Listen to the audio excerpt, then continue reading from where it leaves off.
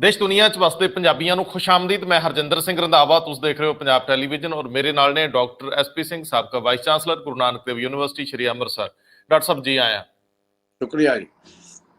दो खबरां सी जिन्हां नूं बहुत संतुलन नाल लगे लैके तुरना पैना सी। ये परसपैक्टिव वखरे सी, ये परिपेख वखरे सीगे। एक किसानी नाल जुड़दी है, दूजे पंजाब दे जनजीवन नाल, जिंदगी नाल जुड़दी है। दोनों घटनावां दे उत्ते असीं डॉक्टर साहब नूं तकलीफ दित्ती है। डॉक्टर साहब, एक खबर तां है कि किसानां ने प्रधानमंत्री नूं कहा कि गलबात तोड़ो, लेकिन साडियां कुछ खबरां अंदर दियां ने जिहड़ियां ये कहिंदियां कि प्रधानमंत्री दी हौमे भी वड्डी सी, वाया मीडिया किसानी ते ये प्रैशर सी कि मैनू एक वारी तुसीं कहोगे तो फिर गल अगे तुर पू। सरकारां दे कहंदे हत्थ बड़े लंबे हुंदे आ ते उन्हां लंबे हत्थां राहीं कोई सुनेहा आया होऊगा जां ये तुहाडे तो मैं पुछना है। चलो कुछ भी होवे, एक सुखद जिहा सुनेहा है कि जे गल तुर पे तो गल किसी पासे लग जे। बंगाल की हार तो बाद शायद सरकार नूं भी इस तरह की कोई राहत चाहिए है कि किसान मन जाण, सरकार झुके, थोड़े जे किसान अपनी जिद तो थोड़ा जिहा पिछे आउण ते ये ठंडे बस्ते च पै जाण बिल। दूजा पक्ष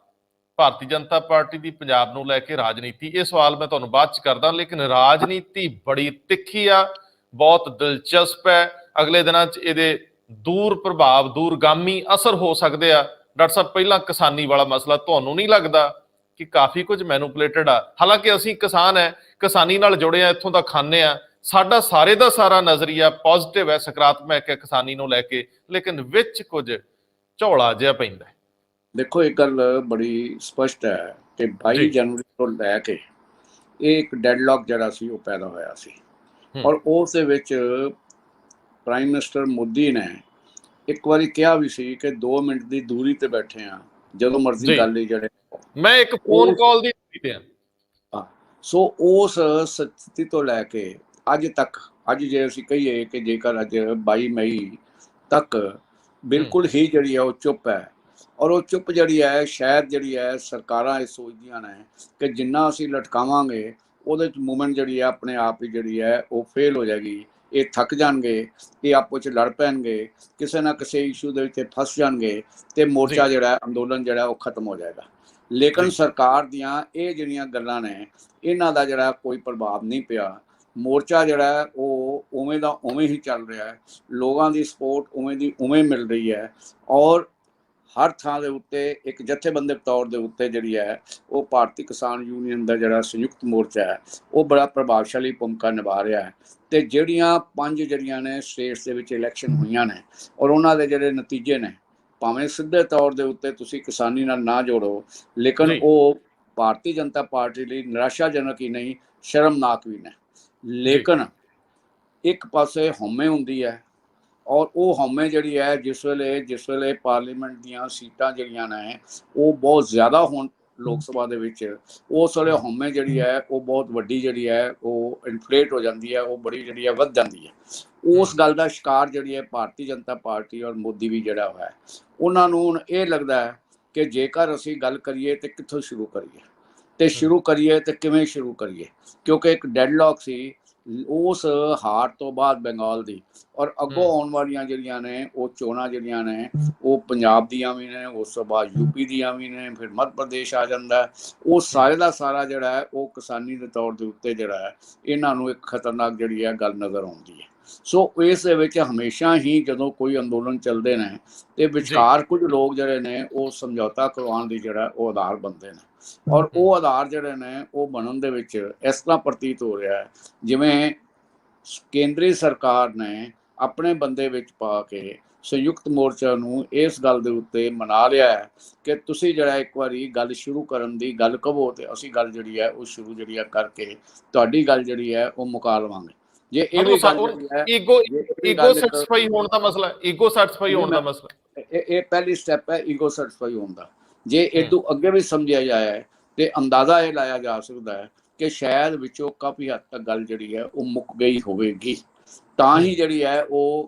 कॉल होएगी। प्राइम मिनिस्टर नूं चिट्ठी लिखी है, प्राइम मिनिस्टर नाल मीटिंग होएगी, प्राइम मिनिस्टर उस मसले नूं जिहड़ा सुलझा लेगा ਔਰ ਸੁਲਝਾ ਕੇ ਪ੍ਰਾਈਮ ਮਿਨਿਸਟਰ ਦਾ ਜਿਹੜਾ ਇਮੇਜ ਜਿਹੜਾ ਟਾਰਨਿਸ਼ ਹੋ ਰਿਹਾ, ਇਮੇਜ ਜਿਹੜਾ ਖਰਾਬ ਹੋ ਰਿਹਾ ਹੈ, ਉਸ ਇਮੇਜ ਨੂੰ ਦੁਬਾਰਾ ਜਿਹੜਾ ਉਹ ਖੜਾ ਕਰਨ ਦਾ ਆਧਾਰ ਜਿਹੜਾ ਉਹ ਬਣੇਗਾ। ਕਿਉਂਕਿ ਅਜੇ ਤੱਕ ਪ੍ਰਾਈਮ ਮਿਨਿਸਟਰ ਇਹ ਸਾਰੀ ਜਿਹੜੀ ਅੰਦੋਲਨ ਹੈ ਉਹਦੇ ਨਾਲ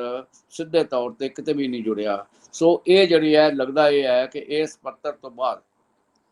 ਕਿਸਾਨਾਂ ਦੀ ਸੰਯੁਕਤ ਮੋਰਚੇ ਦੀ ਮੀਟਿੰਗ ਜਿਹੜੀ ਹੈ ਉਹ ਐਗਰੀਕਲਚਰ ਮਿਨਿਸਟਰ ਜਾਂ ਕਿਸੇ ਹੋਰ ਨਾਲ ਨਹੀਂ, ਬਲਕਿ ਉਹ ਪ੍ਰਧਾਨ ਮੰਤਰੀ ਨਾਲ ਹੋਏਗੀ ਔਰ ਉਹਦਾ ਨਤੀਜਾ ਜਿਹੜਾ ਹੈ ਉਹ ਪੋਜ਼ਿਟਿਵ ਜਿਹੜਾ ਨਜ਼ਰ ਆਏਗਾ, ਜਿਹਦੇ ਲਈ ਪਹਿਲਾਂ ਗੱਲ ਜਿਹੜੀ ਹੈ ਮੁੱਕ ਗਈ ਹੋਏਗੀ ਜਾਂ ਮੁਕਾ ਲਈ ਜਾਏਗੀ ਉਸ ਮੀਟਿੰਗ ਤੋਂ ਪਹਿਲਾਂ। ਤੇ ਪ੍ਰਧਾਨ ਮੰਤਰੀ ਨੂੰ ਇਹ ਲੱਗਦਾ ਹੈ ਕਿ ਮੇਰਾ ਜਿਹੜਾ ਹੈ ਉਹ ਦੁਬਾਰਾ ਜਿਹੜਾ ਇਮੇਜ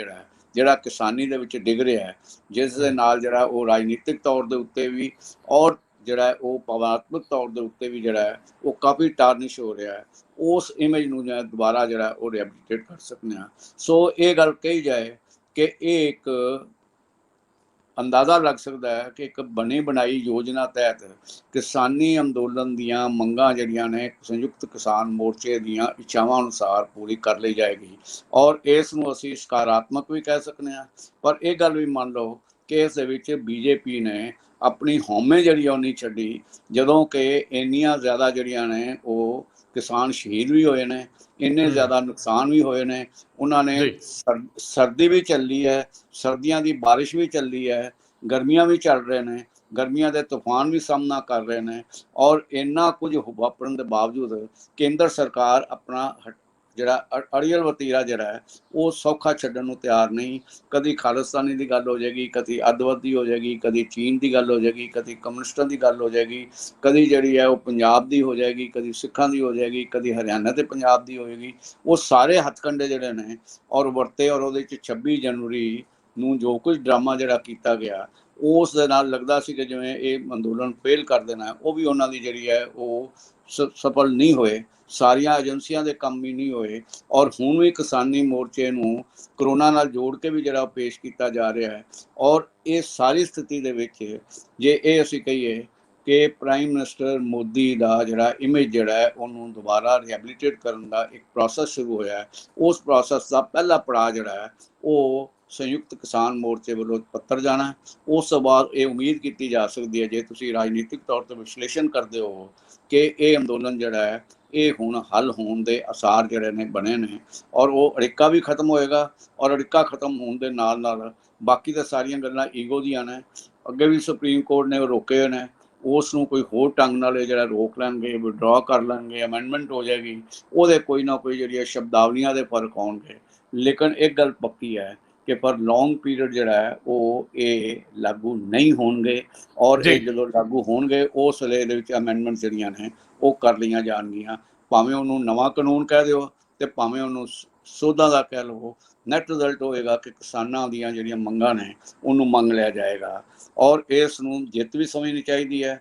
ਤੇ ਜੇਕਰ ਏਡੀ ਵੱਡੀ ਸਰਕਾਰ ਤੇ ਦੂਜਿਆਂ ਦੀ ਹਉਮੈ ਨੂੰ ਥੋੜੇ ਜਿਹੇ ਪੱਠੇ ਪਾਣੇ ਵੀ ਪੈਣ ਤੇ ਉਹਦੇ ਲਈ ਵੀ ਕੋਈ ਅੜੀਅਲ ਵਤੀਰਾ ਜਿਹੜਾ ਸਕਾਰਾਤਮਕ ਨਹੀਂ ਮੰਨਿਆ ਜਾਂਦਾ। ਹਮੇਸ਼ਾ ਹੀ ਗੱਲਬਾਤ ਰਾਹੀਂ ਗੱਲ ਮੁੱਕਣੀ ਹੈ ਔਰ ਉਹ ਗੱਲਬਾਤ ਰਾਹੀਂ ਜਿਹੜਾ ਹੈ ਉਹ ਏਡੀ ਵੱਡੀ ਭਾਰਤ ਸਰਕਾਰ, ਏਡੀ ਵੱਡੀ ਭਾਰਤੀ ਜਨਤਾ ਪਾਰਟੀ, ਇੰਨਾ ਜ਼ਿਆਦਾ ਜਿਹੜਾ ਉਹ MP, ਇੰਨੀਆਂ ਜਿਹੜੀਆਂ ਸੂਬਿਆਂ ਦੇ ਵਿੱਚ ਸਰਕਾਰਾਂ, ਉਹਦੇ ਨਾਲ ਮੱਥਾ ਲਾਣਾ ਔਰ ਮੱਥਾ ਲਾ ਕੇ ਵੀ ਆਪਣਾ ਪ੍ਰਭਾਵ ਕਾਇਮ ਕਰਨਾ, ਇਹ ਵੀ ਬੜੀ ਵੱਡੀ ਗੱਲ ਹੈ। ਸੋ ਕੁਛ ਵੀ ਹੋਵੇ, ਇਹ ਪ੍ਰਕਿਰਿਆ ਜਿਹੜੀ ਹੈ ਇਸ ਦਾ ਜਿਹੜਾ ਸਵਾਗਤ ਕਰਨਾ ਚਾਹੀਦਾ ਹੈ ਔਰ ਸਮਝਣਾ ਚਾਹੀਦਾ ਹੈ ਕਿ ਇਸ ਕਰੋਨਾ ਪੀਰੀਅਡ ਵਿੱਚ ਵੀ ਕਿਸਾਨੀ ਦੇ ਸੰਘਰਸ਼ ਲਈ ਵੀ, ਕਿਸਾਨੀ ਦੇ ਭਲੇ ਲਈ ਵੀ ਔਰ ਭਾਰਤੀ ਕਿਸਾਨਾਂ ਨੂੰ ਇੱਕ ਨਵੀਂ ਜਿਹੜੀ ਹੈ ਰੋਸ਼ਨੀ ਦੇਣ ਲਈ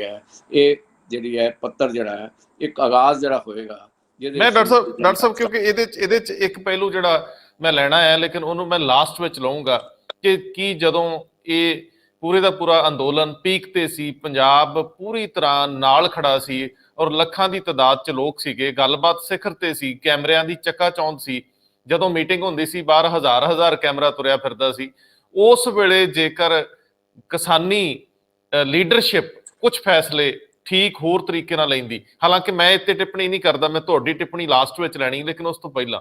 ਭਾਰਤੀ ਜਨਤਾ ਪਾਰਟੀ ਜਿੱਥੇ ਇੱਕ ਪਾਸੇ ਕਿਸਾਨੀ ਅੰਦੋਲਨ ਨਾਲ ਸਿੱਝ ਰਹੀ ਸੀ, ਦੂਜੇ ਬੰਨੇ ਪੰਜਾਬ ਦੇ ਵਿੱਚ ਉਹਨਾਂ ਨੇ 2022 ਨੂੰ ਲੈ ਕੇ ਆਪਣੀ ਬਸਾਤ ਵਿਛਾਉਣੀ ਸ਼ੁਰੂ ਕੀਤੀ। ਉਹਦੇ ਹੁਣ ਜਿਹੜੇ ਰੰਗ ਦਿਸਣੇ ਸ਼ੁਰੂ ਹੋਏ, ਇੱਕ ਗੁਰਦੁਆਰਾ 'ਚ ਇੱਕ ਗੁਰੂ ਘਰ ਦੇ ਵਿੱਚ ਇੱਕ ਗ੍ਰੰਥੀ ਕੁਝ ਵੱਖਰੀ ਤਰ੍ਹਾਂ ਦੀ ਅਰਦਾਸ ਕਰਦਾ ਹੈ, ਸ਼੍ਰੀ ਅਕਾਲ ਤਖਤ ਸਾਹਿਬ ਦੇ ਜਥੇਦਾਰ ਦਾ ਨੋਟਿਸ ਲੈਂਦੇ ਆ, ਸ਼੍ਰੋਮਣੀ ਕਮੇਟੀ ਦੀ ਪ੍ਰਧਾਨ ਬੀਬੀ ਜਗੀਰ ਕੌਰ ਉਹਦਾ ਨੋਟਿਸ ਲੈਂਦੇ, ਉਹਦੇ ਖਿਲਾਫ ਬਿਆਨ ਜਾਰੀ ਕਰਦੇ, ਉਹਨੂੰ ਫੜ ਲਿਆ ਜਾਂਦਾ ਹੈ। ਲੇਕਿਨ ਇਨ ਦਾ ਮੇਨ ਟਾਈਮ ਪੰਜਾਬ ਦੀ ਕੋਈ ਵੀ ਰਾਜਨੀਤਿਕ ਪਾਰਟੀ ਜਾਂ ਕੋਈ ਵੀ ਧਿਰ ਜਿਹੜੀ ਗੱਲ ਨਹੀਂ ਕਰਦੀ ਜਾਂ ਕਰਨੀ ਵੀ ਨਹੀਂ ਚਾਹੀਦੀ, ਉਹ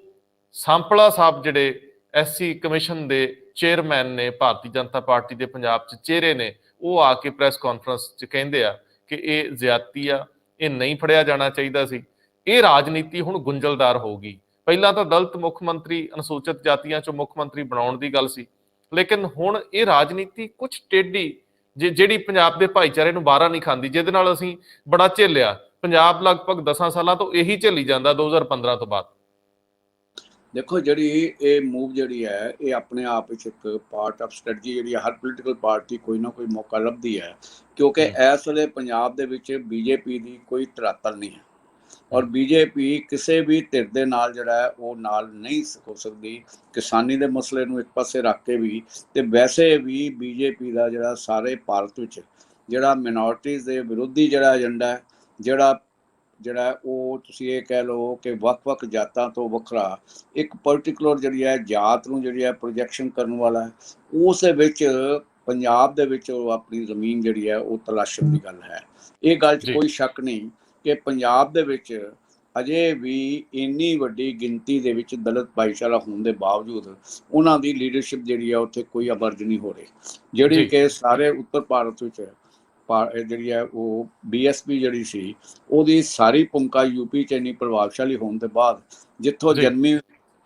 ਬਾਬੂ ਕਾਸ਼ੀ ਰਾਮ ਤੋਂ, ਉੱਥੇ ਵੀ ਇਹਦੀ ਜਿਹੜੀ ਹੈ ਕੋਈ ਜਿਹੜੀ ਹੈ ਔਕਾਤ ਨਹੀਂ ਬਣੀ। ਇਸ ਕਰਕੇ ਉਸ ਦਲਿਤ ਭਾਈਚਾਰੇ ਨੂੰ ਚਿਹਰੇ ਦੀ ਵੀ ਲੋੜ ਹੈ, ਲੇਕਿਨ ਉਸ ਚਿਹਰੇ ਦੇ ਨਾਲ ਨਾਲ ਪੰਜਾਬ ਦੀ ਸਥਿਤੀ ਜਿਹੜੀ ਹੈ ਉਹ ਸਮਝਣ ਦੀ ਵੀ ਲੋੜ ਹੈ। ਪੰਜਾਬ ਦੇ ਵਿੱਚ ਪਹਿਲੀ ਗੱਲ ਤੇ ਇਹ ਹੈ ਕਿ ਇਸ ਨਿਰਸੰਦੇਹ ਬਹੁਤ ਵੱਡੀ ਗਿਣਤੀ ਦੇ ਵਿੱਚ ਜਿਹੜਾ ਹੈ ਉਹ ਦਲਿਤ ਭਾਈਚਾਰਾ ਹੈ, ਜਿਹਦੀ ਗਿਣਤੀ ਜਿਹੜੀ ਹੈ ਉਹ 35 ਤੋਂ ਲੈ ਕੇ 40 ਤੱਕ ਵੱਖ-ਵੱਖ ਕੌਂਸਟੀਟਿਊਂਸੀ ਦੇ ਵਿੱਚ ਜਿਹੜੀ ਹੈ ਉਹ ਗਿਣੀ ਜਾਂਦੀ ਹੈ ਔਰ ਉਹ ਤਕਰੀਬਨ ਦੁਆਬੇ ਵਿੱਚ ਤੇ ਬਹੁਤ ਜ਼ਿਆਦਾ, ਲੇਕਿਨ ਪੰਜਾਬ ਦੀਆਂ ਅੱਧੀਆਂ ਤੋਂ ਵੱਧ ਸੀਟਾਂ ਦੇ ਉੱਤੇ ਉਹਨਾਂ ਦੀ ਪ੍ਰਭਾਵਸ਼ਾਲੀ ਭੂਮਿਕਾ ਵੀ ਜਿਹੜੀ ਹੈ ਉਹ ਲੇਟੈਸਟ ਜਿਹੜੀ ਜਨਗਣਨਾ ਉਹਦੇ ਚ 33% ਤੱਕ ਟੋਟਲ ਜਿਹੜੀ ਪਹੁੰਚ ਗਈ ਹੈ ਬਾਤ,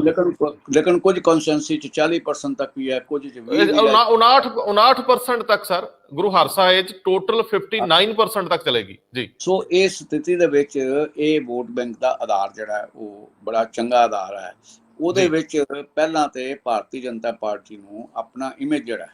ਅਜੇ ਉਹਨਾਂ ਦਾ ਇਮੇਜ ਜਿਹੜਾ ਹੈ ਉਹ ਇੱਕ ਜਾਤ ਨਾਲ, ਮਤਲਬ ਜੇ ਕਹਿ ਲਓ ਕਿ ਬ੍ਰਾਹਮਣਾਂ ਦੀ ਜਿਹੜੀ ਹੈ ਉਹ ਆਧਾਰ ਦੇ ਨਾਲ ਜਿਹੜਾ ਜੁੜਿਆ ਹੋਇਆ ਹੈ, ਤੇ ਜਾਂ ਜਿਹੜੀ ਹੈ ਉਹ ਹਿੰਦੂ ਇਲੀਟ ਜਿਹੜੀ ਜਾਤਾਂ ਨੇ ਉਹਨਾਂ ਨਾਲ ਉਹਦਾ ਸੰਬੰਧ ਹੈ। ਰਿਜ਼ਰਵੇਸ਼ਨ ਦਾ ਵਿਰੋਧ ਕਰਨਾ ਔਰ ਉਹਨਾਂ ਦੀਆਂ ਉਹ ਸਾਰੀਆਂ ਪਾਲਿਸੀ ਜਿਹੜੀਆਂ ਕਿ ਦਲਿਤ ਵਿਰੋਧੀ ਨੇ, ਉਹਨਾਂ ਨੂੰ ਏਜੰਡੇ ਨੂੰ ਲੈ ਕੇ ਚੱਲਣਾ, ਇਹ ਆਪਣੇ ਆਪ ਹੀ ਜਿਹੜਾ ਹੈ ਉਹਨਾਂ ਲਈ ਜਿਹੜਾ ਹੈ ਉਹ ਭਾਰਤੀ ਪੱਧਰ ਦੇ ਉੱਤੇ ਜਿਹੜਾ ਹੈ ਉਹ ਇੱਕ ਨਕਾਰਾਤਮਕ ਜਿਹੜੀ ਹੈ ਉਹ ਦ੍ਰਿਸ਼ਟੀ ਹੈ। ਜਿੱਥੋਂ ਤੱਕ ਪੰਜਾਬ ਦੀ ਸਥਿਤੀ ਹੈ, ਪੰਜਾਬ ਦਾ ਜਿਹੜਾ ਦਲਿਤ ਭਾਈਚਾਰਾ ਹੈ ਇਹ ਯੂਪੀ, ਹਰਿਆਣਾ ਜਾਂ ਦੂਜੇ ਭਾਰਤ ਦੇ ਸੂਬਿਆਂ ਨਾਲ ਵਰਗਾ ਨਹੀਂ, ਇੱਥੇ ਉਨੀ ਜ਼ਿਆਦਾ ਜਿਹੜੀ ਹੈ ਉਹ ਵਿਤਕਰੇ ਵਾਲੀ ਗੱਲ ਜਿਹੜੀ ਹੈ ਉਹ ਨਹੀਂ ਹੈ। ਲੋਕ ਵੀ ਸਹਿੰਦੇ ਆ ਔਰ ਲੋਕਾਂ ਨੂੰ ਹੱਕ ਵੀ ਮਿਲਿਆ, ਤੇ ਇਹ ਬਰਾਬਰਤਾ ਦਾ ਗੁਰੂ ਨਾਨਕ ਸਾਹਿਬ ਜਾਂ ਗੁਰੂ ਕਾਲ ਦਾ ਸਾਰਾ ਇੱਕ ਜਿਹੜਾ ਪ੍ਰਭਾਵ ਤੁਰਿਆ ਆਉਂਦਾ ਹੈ, ਉਸ ਪ੍ਰਭਾਵ ਦੇ ਵਿੱਚ ਹੈ। ਇਹ ਨਹੀਂ ਕਹਿ ਸਕਦੇ ਕਿ ਵਿਤਕਰਾ ਪਿੰਡਾਂ ਵਿੱਚ ਨਹੀਂ ਹੁੰਦਾ, ਗੁਰਦੁਆਰੇ ਬਣਨੇ ਜਾਂ ਵੱਖਰਾ ਜਿਹੜਾ ਉਹਨਾਂ ਦੀ ਜਿਹੜੀ ਹੈ ਧਰਮਸ਼ਾਲਾ ਬਣਨੀਆਂ, ਵੱਖਰੀਆਂ ਸ਼ਮਸ਼ਾਨ ਘਾਟ ਬਣਨਾ, ਲੇਕਿਨ ਸਧਾਰਨ ਜੀਵਨ ਦੇ ਵਿੱਚ ਉਹ ਜ਼ਿਆਦਾ ਜਿਹੜਾ ਹੈ ਜਿਸ ਤਰ੍ਹਾਂ ਦਾ ਵਤੀਰਾ ਜਿਹੜਾ ਹੈ ਉਹ ਭਾਰਤ ਦੇ ਦੂਜੇ ਸੂਬਿਆਂ 'ਚ ਹੈ, ਉਹ ਪੰਜਾਬ ਵਿੱਚ ਨਹੀਂ। ਇਸ ਕਰਕੇ ਜਿਹੜਾ ਪੰਜਾਬ ਦਾ ਜਿਹੜਾ ਦਲਿਤ ਭਾਈਚਾਰਾ ਜਿਹੜਾ ਹੈ ਉਹ ਵੱਖ-ਵੱਖ ਰਾਜਨੀਤਿਕ ਜਿਹੜੇ ਨੇ ਹਿੱਸਿਆਂ ਵਿੱਚ ਵੀ ਵੰਡਿਆ ਹੋਇਆ ਹੈ, ਤੇ ਇਹ ਵੀ ਮੰਨ ਕੇ ਚੱਲਣਾ ਚਾਹੀਦਾ ਹੈ ਕਿ ਭਾਰਤ ਦੋ ਵੱਖਰਾ ਜਿਹੜਾ ਪੰਜਾਬ ਦਾ ਦਲਿਤ ਭਾਈਚਾਰਾ ਹੈ ਇਹ ਚੇਤੰਨਵੀ ਹੈ, ਇਹ ਪੜ੍ਹਿਆ ਲਿਖਿਆ ਵੀ ਹੈ, ਇਹ ਨੌਕਰੀਆਂ ਵਿੱਚ ਵੀ ਹੈ ਔਰ ਇਹ ਰਾਜਨੀਤਿਕ ਤੌਰ ਦੇ ਉੱਤੇ ਸਰਗਰਮ ਵੀ ਹੈ। ਜੇ ਅਸੀਂ ਇਸ ਆਧਾਰ ਨੂੰ ਜਿਹੜਾ ਮੰਨ ਕੇ ਜਦੋਂ ਚੱਲਦੇ ਹਾਂ ਤੇ ਉਸ ਵੇਲੇ ਮਤਲਬ ਜਿਹੜਾ ਇਹ ਪਹਿਲਾਂ ਮੰਨਣਾ ਪਏਗਾ ਕਿ ਸਿੱਖ ਜਿਹੜਾ ਹੈ ਦਲਿਤ ਭਾਈਚਾਰਾ ਜਿਹੜਾ ਹੈ ਉਹ ਸਿੱਖੀ ਦੇ ਨਾਲ ਖੜਾ ਹੈ, ਕਿ ਉਹ ਡੇਰਾ ਸਾਧ ਨਾਲ ਜਿਹੜਾ ਉਹ ਖੜਾ ਹੈ। ਜਿਹੜੀ ਗੱਲ ਇਹਨਾਂ ਨੇ ਸ਼ੁਰੂ ਕੀਤੀ ਕਿ ਜਿੱਥੇ ਗੁਰਦੁਆਰੇ ਵਿੱਚ ਅਰਦਾਸ ਜਿਹੜੀ ਹੈ, ਜੇ ਤੇ ਇਕੱਲੀ ਮੋਦੀ ਦੀ ਅਰਦਾਸ ਕਰਵਾਉਂਦੇ ਤੇ ਸ਼ਾਇਦ ਉਹਦੇ ਅਰਥ ਜਿਹੜੇ ਸਨ ਉਹ ਹੋਰ ਹੁੰਦੇ ਸਨ। ਬਿਲਕੁਲ, ਕਿਸੇ ਨੂੰ ਕੋਈ ਇਤਰਾਜ਼ ਨਾ ਹੁੰਦਾ, ਕਿਸੇ ਨੂੰ ਕੋਈ ਇਤਰਾਜ਼ ਨਾ ਹੁੰਦਾ ਜੀ। ਇੱਕ ਦਲਿਤ ਜਿਹੜਾ ਹੈ ਉਹ ਅਰਦਾਸੀਏ ਕੋਲ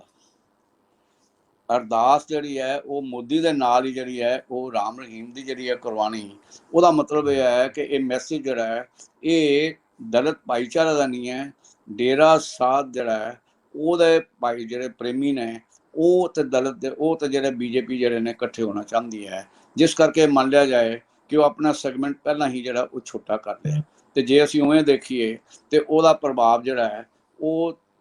ਨਾ ਮਾਝੇ 'ਚ ਹੈ ਨਾ ਦੁਆਬੇ 'ਚ ਹੈ, ਉਹ ਪ੍ਰਭਾਵ ਮਾਲਵੇ ਦੇ ਇੱਕ ਖਿੱਤੇ ਤੱਕ ਜਿਹੜਾ ਸੀਮਤ ਹੈ। ਔਰ ਉਹ ਜਿਹੜਾ ਸੀਮਤ ਆਧਾਰ ਹੈ ਉਹਦੇ ਨਾਲ ਜਿਹੜਾ ਹੈ ਉਹ ਗੁਆਚੀ ਜਿਹੜੀ ਸਾਖ ਹੈ ਬੀਜੇਪੀ, ਉਹਨੂੰ ਜੇ ਰਿਹੈਬਿਲਿਟੇਟ ਕਰਨ ਲਈ ਉਹ ਸਮਝੇ ਤੇ ਉਹਦੇ ਵਿੱਚੋਂ ਜਿਹੜੇ ਨਤੀਜੇ ਨਿਕਲਣ ਦੀ ਭਾਵਨਾ ਨਹੀਂ। ਜੇਕਰ ਉਹ ਸਮੁੱਚੇ ਦਲਿਤ ਭਾਈਚਾਰੇ ਦੀ ਲੀਡਰਸ਼ਿਪ ਸੰਭਾਲ ਕੇ ਪੰਜਾਬ ਦੇ ਵਿੱਚ ਜਿਹੜੀ ਹੈ ਉਹ ਉਹਨਾਂ ਦੇ ਹੱਕਾਂ ਦੀ ਗੱਲ ਕਰਕੇ ਚੱਲੇ ਤੇ ਉਹ ਗੱਲ ਵੱਖਰੀ ਬਣਦੀ ਹੈ। ਜਿੱਥੋਂ ਤੱਕ ਸਾਪਲਾ ਸਾਹਿਬ ਦਾ ਸਰਦਾਰ ਸਾਹਿਬ ਵੈਸੇ ਇੰਜ ਸੀਗਾ ਕਿ ਜੇਕਰ ਸੱਚਮੁੱਚ ਅਨੁਸੂਚਿਤ ਜਾਤੀਆਂ ਲਈ ਜਾਂ ਪਛੜੀਆਂ ਸ਼੍ਰੇਣੀਆਂ ਲਈ ਕੁਝ ਕਰਨ ਦਾ ਜਜ਼ਬਾ ਸੀ ਤੇ ਏਡੇ ਵੱਡੇ ਬਜਟ ਨੇ, ਉਹਨਾਂ ਦੇ ਵਿੱਚੋਂ ਪੰਜਾਬ ਲਈ ਕੋਈ ਰਾਖਵੇਂ ਰੱਖਦੇ, ਕੁਝ ਅਨਾਉਂਸਮੈਂਟਸ ਹੁੰਦੀਆਂ, ਕੁਝ ਨਵੇਂ ਕੰਮ ਹੁੰਦੇ, ਪੰਜਾਬ ਦੇ ਕੁਝ ਚਿਹਰਿਆਂ ਨੂੰ ਅੱਗੇ ਲਿਆਂਦਾ ਜਾਂਦਾ, ਸੈਂਟਰਲ ਗਵਰਨਮੈਂਟ 'ਚ ਜਗ੍ਹਾ ਦਿੱਤੀ ਜਾਂਦੀ। ਸਾਂਪਲਾ ਸਾਹਿਬ ਤੇ ਉਹਨਾਂ ਦੇ ਪੁਰਾਣੇ ਬੰਦੇ ਆ, ਅਦਰਵਾਈਜ਼ ਬਾਕੀ ਵਰਗਾਂ ਦੇ ਵਿੱਚੋਂ ਜਿਹੜੇ ਖਾਸ ਤੌਰ ਤੇ ਉਹਨਾਂ ਨੂੰ ਤਾਂ ਚੱਕਿਆ ਜਾਂਦਾ, ਚੰਗਾ ਲੱਗਣਾ ਸੀ। ਔਰ ਇਹ ਲੋਕ ਵੀ ਸਮਝਦੇ ਆ ਕਿ ਕਿੰਨਾ ਚੰਗਾ ਹੁੰਦਾ ਕਿ ਪੰਜਾਬ ਨੂੰ ਹੀ ਮਿਲਣਾ, ਕਿਸੇ ਰੂਪ 'ਚ ਹੀ ਮਿਲ ਜਾਂਦਾ, ਉਹ ਕਿਸੇ ਵੀ ਭਾਈਚਾਰੇ ਨੂੰ ਤਾਂ ਚੱਕਣ। ਲੇਕਿਨ ਉਹਦੇ ਲਈ ਜੇਕਰ ਤਰੀਕਾ ਉਹ ਅਪਣਾਇਆ ਜਾ ਰਿਹਾ ਜਿਹੜਾ ਉਹਦੇ 'ਚ ਫਾਇਦਾ ਹੋਣ ਦੇ ਨਾਲੋਂ ਨੁਕਸਾਨ ਦੇ ਡਰ ਜ਼ਿਆਦਾ ਲੱਗਦੇ ਆ।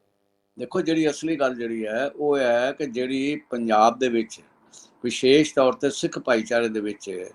ਜਿਹੜੀ ਉਹ ਡੇਰਾ ਸਾਧ ਕਰਕੇ ਜਿਹੜੀ ਹੈ ਉਹ ਸਮੱਸਿਆਵਾਂ ਪੈਦਾ ਹੋਈਆਂ ਨੇ। ਨਿਰੀ ਉਹ ਸਮੱਸਿਆ ਜਿਹੜੀ ਹੈ ਉਹਦੀ ਗੁਰੂ ਗੋਬਿੰਦ ਸਾਹਿਬ ਦੀ ਨਕਲ ਕਰਕੇ ਪੋਸ਼ਾਕ ਵਾਲੀ ਗੱਲ ਪਾਉਣ ਵਾਲੀ ਨਹੀਂ ਹੈ, ਬਲਕਿ ਜਿਹੜੀ ਹੈ ਉਹ ਬਰਗਾੜੀ ਔਰ ਬਹਿਬਲ ਕਲਾਂ ਦੀਆਂ ਸਾਰੀਆਂ ਕੋਟਕਪੂਰੇ ਦੇ ਜਿਹੜੀਆਂ ਘਟਨਾਵਾਂ ਜਿਹੜੀਆਂ ਨੇ ਉਹਦਾ ਵੀ ਜਿਹੜਾ ਉਸੇ ਡੇਰੇ ਨਾਲ ਸੰਬੰਧ ਹੈ। ਜਦੋਂ ਕਿ ਇਹਨਾਂ ਨੇ 6 ਜਿਹੜੇ ਨੇ ਉਹ ਪ੍ਰੇਮੀ ਜਿਹੜੇ ਨੇ ਉਹ ਪੜ੍ਹੇ, ਜਿਨ੍ਹਾਂ ਨੇ ਗੁਰੂ ਗ੍ਰੰਥ ਸਾਹਿਬ ਦੇ ਪੱਤਰੇ ਜਿਹੜੇ ਨੇ ਉਹ ਪਾੜੇ ਵੀ ਔਰ ਉਸ ਤੋਂ ਬਾਅਦ ਉਹ ਖਲੇਰੇ ਵੀ। ਸੋ ਅਜਿਹੀ ਸਥਿਤੀ ਦੇ ਵਿੱਚ ਬੀਜੇਪੀ ਦਾ ਸਟੈਂਡ ਜਿਹੜਾ ਹੈ ਉਹ ਐਂਟੀ ਸਿੱਖ ਭਾਵਨਾ ਦੇ ਰੱਖ ਕੇ ਔਰ ਦੂਜੇ ਪਾਸੇ ਜਿਹੜਾ ਸਭ ਦਲਿਤਾਂ ਦੇ ਵੀ ਇੱਕ ਖਿੱਤੇ ਨੂੰ ਆਪਣੇ ਨਾਲ, ਇੱਕ ਵਰਗ ਨੂੰ ਨਾਲ ਲੈ ਕੇ ਚੱਲਣ ਨਾਲ ਕੋਈ ਬਹੁਤੇ ਨਤੀਜੇ ਜਿਹੜੇ ਨੇ ਉਹ ਮਿਲਣ ਦੀ ਗੱਲ ਨਹੀਂ, ਬਲਕਿ ਇਹ ਨਕਾਰਾਤਮਕ ਹੋਏਗਾ। ਤੇ ਜਿਹੜਾ ਧਾਰਮਿਕ ਭਾਵਨਾਵਾਂ ਜਿਹੜੀਆਂ ਨੇ ਵੰਡਣ ਵਾਲੀਆਂ ਗੱਲਾਂ ਨੇ ਉਹਨਾਂ ਦੀ ਗੱਲ ਹੋਏਗੀ। ਅੱਜ ਸਾਰੇ ਭਾਰਤ ਵਿੱਚ ਸਿੱਖ ਭਾਈਚਾਰੇ ਦੀ ਸੇਵਾ ਕਰਕੇ ਔਰ ਵੱਖ-ਵੱਖ ਕਾਰਨਾਂ ਕਰਕੇ ਜਿਹੜੀ ਹੈ ਉਹ ਸ਼ਲਾਘਾ ਹੁੰਦੀ ਹੈ। ਉਸੇ ਸਿੱਖ ਭਾਈਚਾਰੇ ਦਾ ਨੁਕਸਾਨ ਕਰਨਾ ਔਰ ਪਹਿਲਾਂ ਕਿਸਾਨੀ ਨਾਲ ਔਰ ਉਸ ਤੋਂ ਬਾਅਦ ਇਸ ਪੱਧਰ ਦੇ ਉੱਤੇ ਨੁਕਸਾਨ ਕਰਨਾ ਕਿ ਸਿੱਖ ਭਾਵਨਾਵਾਂ ਦੇ ਨਾਲ ਜਿੱਥੇ ਪੰਜਾਬ ਸਾਰਾ ਜੁੜਿਆ ਹੋਇਆ ਹੈ ਉਹ ਤੋਂ ਆਪਣੇ ਆਪ ਨੂੰ ਇੱਕ ਵੱਖਰਾ ਸਟੈਂਡ ਰੱਖਣਾ, ਮੇਰੇ ਖਿਆਲ ਦੇ ਵਿੱਚ ਉਹਦੇ ਵਿੱਚ ਕੋਈ ਸਕਾਰਾਤਮਕ ਨਤੀਜੇ ਨਿਕਲਣ ਨਾਲੋਂ ਹੋਰ ਹੀ ਜਿਹੜਾ ਪਹਿਲਾਂ ਹੀ ਉਹਨਾਂ ਦਾ ਆਧਾਰ ਨਹੀਂ ਹੈ ਉਹਨੂੰ ਹੋਰ ਖਤਮ ਕਰਨ ਦਾ ਮੈਂ ਡਾਕਟਰ ਸਾਹਿਬ ਮੈਂ ਇਹਨੂੰ ਥੋੜਾ ਅੱਗੇ ਤੋਰ ਦਾਂ। ਜਿਹੜੀ ਗੱਲ ਮੈਂ ਐਡ ਜ਼ਰੂਰ ਕਰਨੀ ਚਾਹਾਂਗਾ ਕਿ ਜਿੱਥੋਂ ਤੱਕ ਜਿਹੜਾ ਹੈ ਉਹ ਸਾਪਲਾ ਸਾਹਿਬ ਦਾ ਬੋਲਣਾ ਹੈ, ਸ਼ਾਇਦ ਉਹ ਭੁੱਲ ਜਾਂਦੇ ਨੇ ਕਿ ਨਾ ਹੁਣ ਮੈਂਬਰ ਪਾਰਲੀਮੈਂਟ ਨੇ, ਨਾ ਉਹ ਕੇਂਦਰੀ ਮੰਤਰੀ ਨੇ, ਨਾ ਹੀ ਸਾਪਲਾ ਸਾਹਿਬ ਬੀਜੇਪੀ ਦੇ ਪ੍ਰੈਜ਼ੀਡੈਂਟ ਨੇ, ਬਲਕਿ ਉਹ ਜਿਹੜਾ ਐਫਸੀ ਕਮਿਸ਼ਨ ਹੈ ਜਿਹੜੀ ਕਿ ਇੱਕ ਕਨਸਟੀਟਿਊਸ਼ਨਲ ਜਿਹੜੀ ਪੋਜੀਸ਼ਨ ਹੈ ਉਹ ਕਨਸਟੀਟਿਊਸ਼ਨਲ ਪੋਜੀਸ਼ਨ ਜਿਹੜੀ ਹੈ ਉਹਦੇ ਚੇਅਰਮੈਨ ਦੇ ਤੌਰ ਤੇ ਸੰਭਾਲ ਰਹੇ ਨੇ। ਉਹਨਾਂ ਨੂੰ ਕਨਸਟੀਟਿਊਸ਼ਨਲ ਤੌਰ ਤੇ, ਨੈਤਿਕ ਤੌਰ ਤੇ, ਰਾਜਨੀਤਿਕ ਤੌਰ ਦੇ ਉੱਤੇ, ਸਿੱਧੇ ਤੌਰ ਦੇ ਉੱਤੇ ਕੋਈ ਵੀ ਉਹ ਬਿਆਨ ਨਹੀਂ ਦੇਣਾ ਚਾਹੀਦਾ ਜਿਹੜਾ ਕਿ ਕਿਸੇ ਵੀ ਤਰ੍ਹਾਂ ਜਿਹੜੀ ਹੈ ਉਹ ਦਲਿਤ ਭਾਈਚਾਰੇ ਲਈ ਵੀ ਔਰ ਪੰਜਾਬੀਆਂ ਲਈ ਵੀ ਔਰ ਭਾਰਤੀਆਂ ਲਈ ਨੁਕਸਾਨਦੇਹ ਹੋਏ। ਜੇ ਉਹਨਾਂ ਕੋਲ ਐਫਸੀ ਕਮਿਸ਼ਨ ਕੋਲ ਕੋਈ ਅਪਰੋਚ ਕਰਦਾ ਔਰ ਉਸ ਅਪਰੋਚ ਕਰਨ ਤੋਂ ਬਾਅਦ ਉਹਦੇ ਰਿਐਕਸ਼ਨ ਉਹ ਦਿੰਦੇ, ਫਿਰ ਉਹ ਆਪਣੀ ਜ਼ਿੰਮੇਵਾਰੀ ਨਿਭਾ ਰਹੇ ਸਨ। ਪਰ ਹੁਣ ਸਾਪੜਾ ਸਾਹਿਬ ਆਪੇ ਹੀ ਬੋਲ ਕੇ ਆਪੇ ਮੈਂ ਰੱਜੀ ਪੁੱਜੀ, ਆਪੇ ਮੇਰੇ ਬੱਚੇ ਜੀ, ਉਹ ਗੱਲ ਜਿਹੜੀ ਹੈ ਉਹ ਨੁਕਸਾਨਦੇਹ ਹੈ। ਬਲਕਿ ਇਸ ਗੱਲ ਦਾ ਫਾਇਦਾ ਉਠਾਉਣ ਦੀ ਬਜਾਏ ਮੈਨੂੰ ਇਹ ਲੱਗਦਾ ਹੈ ਕਿ ਇਹ ਅਟੈਂਪਟ, ਇਹ ਸਟ੍ਰੈਟਜੀ ਜਿਹੜੀ ਹੈ ਇਹ ਬੀਜੇਪੀ ਨੂੰ ਮਹਿੰਗੀ ਪਏਗੀ। ਕਿਉਂਕਿ ਜਿਹੜੀ ਖਬਰ ਜਿਹੜੀ ਆ ਉਹ ਅਰਦਾਸੀ ਸਿੰਘ ਵਾਲੀ ਆਈ ਵੀ ਹੈ, ਉਹਦੇ ਵਿੱਚ ਵੀ ਇਹ ਹੈ ਕਿ ਇੱਕ ਬੀਜੇਪੀ ਦਾ ਲੀਡਰ ਵੀ ਨਾਲ ਗਿਆ ਜਿਸ ਨੇ ਸਾਰਾ ਕੁਝ ਜਿਹੜਾ ਹੈ ਉਹ ਬਣਾਇਆ ਹੈ, ਸਾਰਾ ਕੁਝ ਮਾਮਲਾ ਘਟਿਆ ਹੈ। ਔਰ ਉਹਦੇ ਨਾਲ ਕਿਸਾਨੀ ਦੇ ਨਾਲ ਨਾਲ ਸਿੱਖ ਭਾਈਚਾਰਾ ਔਰ ਦਲਿਤਾਂ ਦਾ ਉਹ ਭਾਈਚਾਰਾ ਜਿਹੜਾ ਕਿ ਸਿੱਖੀ ਦੇ ਨਾਲ ਵੀ ਜੁੜਿਆ ਹੋਇਆ ਹੈ, ਜਿਹੜਾ ਪੰਜਾਬ ਦੀਆਂ ਭਾਵਨਾਵਾਂ ਨਾਲ ਵੀ ਜੁੜਿਆ ਹੋਇਆ ਹੈ, ਉਹਨਾਂ ਨਾਲ ਇਹ ਹੋਰ ਖੋਰਾ ਲੱਗੇਗਾ। ਇਹਦੇ ਲਈ ਬੀਜੇਪੀ ਨੂੰ ਰਿਵਾਈਜ਼ ਕਰਨਾ ਪਏਗਾ। ਜੀ ਡਾਕਟਰ ਸਾਹਿਬ, ਕਿਉਂਕਿ ਇੱਕ ਸ਼ਬਦ ਤੁਸੀਂ ਵਰਤਿਆ ਸੀ ਔਕਾਤ, ਮੈਂ ਦੋਸਤਾਂ ਨੂੰ ਜੇ ਕਿਸੇ ਨੂੰ ਬੁਰਾ ਲੱਗਿਆ ਹੋਵੇ ਇੱਕ ਪਾਰਟੀ ਲਈ ਉਹਦੇ ਲਈ ਮਾਫੀ। ਦੂਜਾ ਪਹਿਲੂ ਇਹ ਹੈ ਕਿ ਜਦੋਂ ਅਸੀਂ ਡੇਰਾ ਵਾਲਾ ਮਸਲਾ ਕਹਿੰਦੇ ਆ ਕਿ ਉਹ ਦੋਸ਼ੀ ਨੇ ਤੇ ਉਦੋਂ ਜਿਹੜੀਆਂ ਖਬਰਾਂ ਉਹਨਾਂ ਨੂੰ ਆਧਾਰ ਬਣਾ ਕੇ ਕਹਿੰਦੇ ਆ, ਕਿਉਂਕਿ ਕੋਰਟਾਂ ਤੱਕ ਇਹ ਗੱਲ ਪਹੁੰਚੀ ਹੈ ਕਿ ਉਹ ਲੋਕ ਵਿੱਚ ਹੁਣ ਵੀ ਜਿਹੜੀ ਸਿੱਟ ਨੇ ਫੜੇ ਆ। ਅਦਰਵਾਈਜ਼ ਸਾਡਾ ਕਿਸੇ ਵੀ ਭਾਈਚਾਰੇ ਨਾਲ ਕੋਈ ਵੀ ਕਿਸੇ ਦੀ ਜਿਹੜੀਆਂ ਭਾਵਨਾਵਾਂ ਹਰਟ ਕਰਨ ਦਾ ਕੋਈ ਮਨ ਨਹੀਂ। ਡਾਕਟਰ ਸਾਹਿਬ, ਇੱਕ ਆਖਰੀ ਗੱਲ 1 ਮਿੰਟ ਚ ਮੁਕਾ ਦਿਓ, ਸਮਾਂ ਬਹੁਤ ਹੋ ਗਿਆ। ਉਹ ਇਹ ਹੈ ਕਿ ਜੇ ਕਿਸਾਨੀ ਨਾਲ ਮੁੱਕ ਜਾਂਦੀ ਹੈ, ਜੇ ਕਿਸਾਨੀ ਨਾਲ ਪ੍ਰਧਾਨ ਮੰਤਰੀ ਦੀ ਮੁੱਕ ਜਾਂਦੀ ਹੈ, ਉਸ ਤੋਂ ਬਾਅਦ ਉਹਨਾਂ ਦੀ ਪੰਜਾਬ 'ਚ ਰਣਨੀਤੀ ਬਦਲ ਜਾਊਗੀ।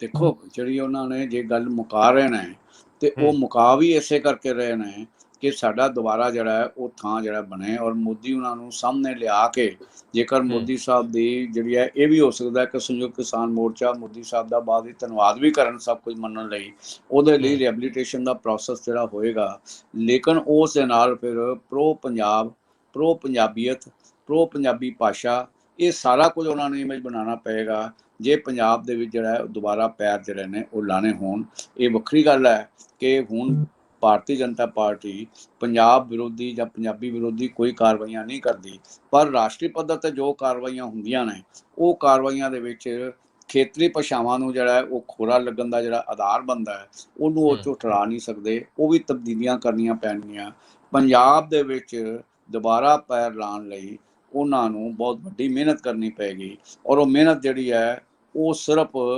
ਉੱਪਰ ਕੁਝ ਲੋਕਾਂ ਤੱਕ ਜਾਂ ਲੀਡਰਾਂ ਤੱਕ ਆਪਣੇ ਨੂੰ ਸੀਮਤ ਰੱਖਣ 'ਚ ਨਹੀਂ, ਉਹ ਜਿਹੜੀ ਹੈ ਜ਼ਮੀਨੀ ਜਿਹੜੀ ਹੈ ਉਹ ਸਮੱਸਿਆਵਾਂ ਨਾਲ ਔਰ ਸਧਾਰਨ ਵਰਕਰ ਨਾਲ ਜੋੜ ਕੇ ਜਿਹੜੀ ਹੈ ਉਹ ਗੱਲ ਕਰਨੀ ਪਵੇਗੀ, ਔਰ ਉਸ ਦੇ ਵਿੱਚ ਬੀਜੇਪੀ ਨੂੰ ਆਪਣੀ ਜਿਹੜੀ ਰੁਚੀ ਜਿਹੜੀ ਹੈ ਉਹ ਨਕਾਰਾਤਮਕ ਰੱਖਣ ਦੀ ਬਜਾਏ